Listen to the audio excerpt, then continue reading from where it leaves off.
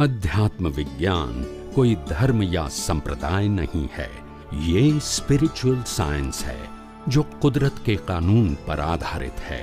ये विज्ञान पूरे ब्रह्मांड के सभी रहस्यों को उजागर करता है और जीवन के सभी पहलुओं को समझने के लिए एक नई दृष्टि देता है। इसी को आर्ट ऑफ विजन कहते हैं, दुनिया को देखने की एक नई दृष्टि, जो अध्यात्म विज्ञानी परम पूज्य स्वामी श्री कमलेशानंद जी के निर्देशन में सनातन सत्य का अनुसंधान कर हमारे जीवन को प्रकाशित करे। जय सच्चिदानंद। मार्ग में तो जरूर आगे बढ़ना चाहते हैं, मगर जब तक हमको मुक्ति किससे पानी है वो ही नहीं समझ में आता। हमको किससे मुक्ति पानी है? मुक्ति पाना मतलब मुक्त होना, ये तो सिंपल बात है ना।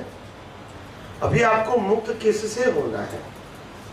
परिवार से होना है, संपत्ति से होना है, साधन से होना है, शरीर से होना है, किससे होना है? तो ज्ञानी पुरुष कहते हैं मुक्ति सत्ता, संपत्ति, संबंध और साधन, इससे मुक्ति नहीं पाना है। हमको मुक्ति पाना है अज्ञान से। किससे पाना है? अभी आप सबके मन में प्रश्न उठेंगे, तो क्या सत्ता, संपत्ति, संबंध और साधन जो है इससे मुक्ति नहीं पाना है? क्यों अज्ञान से मुक्ति पाने का इंपॉर्टेंट दिया? धर्म के अंदर तो सत्ता, संपत्ति, संबंध और साधन को छोड़ने के बाद आप मुक्ति के मार्ग में आगे बढ़ सकते हैं, ऐसा बताया गया है। और इसीलिए साधु और सन्यासी बनना धर्म के मार्ग में आवश्यक हो गया है।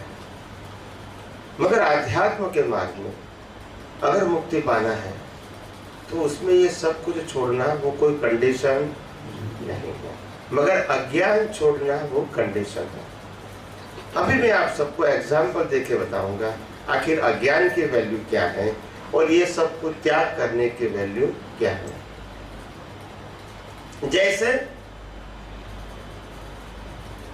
हम ये मकान के मालिक हैं, ये मकान के हम मालिक हैं, और अभी ये पंखा बिगड़ गया तो हम क्या करेंगे? रिपेयरिंग करवाएंगे। ये लाइट चली गई, अभी तो एक की दो चली गई, तो हम क्या कराएंगे? रिपेयरिंग करवाएंगे। बाथरूम का नल बिगड़ गया, क्या करेंगे? ये ग्लास टूट गया, क्या करेंगे? ये पर्दा फट गया, क्या करेंगे? रिपेयरिंग करवाएंगे। ये लादी टूट गई, क्या करेंगे? ये सब कुछ क्यों करवाते हैं? एक कलर निकल गया, क्या करेंगे? कलर लगाएंगे। क्यों कराएंगे? हाँ, ये मकान जिस दिन मकान भी रहेगा मैं भी रहूंगा, मगर मेरा टाइटल निकल जाएगा, उस दिन मेरे को ये मकान पूरा गिर जाए तो भी चिंता बोलते नहीं है। अभी रिपेयरिंग करवाना है या मालिक ही छोड़ना है? बोलो नहीं, बोलते नहीं है। तो इसकी मालिक ही छोड़ दिया तो सत्ता, संपत्ति, संबंध और साधन की चिंता करने की जरूरत है? मालिक ही छोड़नी नहीं है, बाकी सब छोड़ना है। समझ में आया? तो एक महाशय ने मेरे को पूछा था कि स्वामी जी सत्ता, संपत्ति, संबंध और साधन छोड़े बिना मुक्ति कैसे हो सकती है? ऐसा प्रश्न किया। तो करने वाले तो करेंगे ना। तो मैंने कहा जो कुदरत देती है और जो कुदरत ले लेती है, इसमें छोड़ने की बात ही कहाँ है? बोलते नहीं है। कुदरत ले लेगी कि नहीं जो दिया है वो? शरीर के साथ सब कुछ लेगी कि नहीं? दिया भी किसने है और ले भी कौन लेगी? तो उसको छोड़ने के लिए हमको प्रयास करना पड़ेगा। बोलते नहीं है। जो कुदरत देती है, जो कुदरत लेती है, उनके लिए हम प्रयास करेंगे। नहीं, आप नहीं छोड़ेंगे तो आपके साथ आएगा ना। जो कुदरत का काम है उनको करने दो ने। हमारा काम हमारे अंदर, मैं शरीर हूँ, मैं शरीर को चलाने वाला हूँ, शरीर जो भुगतान करता है वो मैं करता हूँ। वो मालिक की वाह छोड़ दो, अज्ञान निकाल दो, बहुत हो गया। बराबर है कि नहीं? तो अज्ञान निकालना आसान नहीं है, सब कुछ छोड़ना आसान है। कि मैंने पहले भी कहा था कि आध्यात्म विज्ञान दुनिया के सभी रहस्यों को उजागर करता है। क्या है? Spiritual science. ये कोई धर्म और संप्रदाय नहीं है, ये दुनिया के सभी रहस्यों को खुला करने का रहस्य है। ये जो आध्यात्म विज्ञान है, जो कोई धर्म संप्रदाय से जुड़ा हुआ नहीं है, दुनिया को देखने की एक नई दृष्टि, जिसको कहते हैं आर्ट ऑफ विजन, एक दृष्टि देता है, नई दृष्टि। दुनिया को देखने की एक नई दृष्टि देता है। करने की दृष्टि नहीं है, देखने की दृष्टि। Art of vision. शुद्ध ज्ञान का मतलब मैं चेतन, अविनाशी और अनंत शक्तियों वाला ऐसा मैं शुद्ध आत्मा हूँ। तो ज्ञान कैसा हो गया?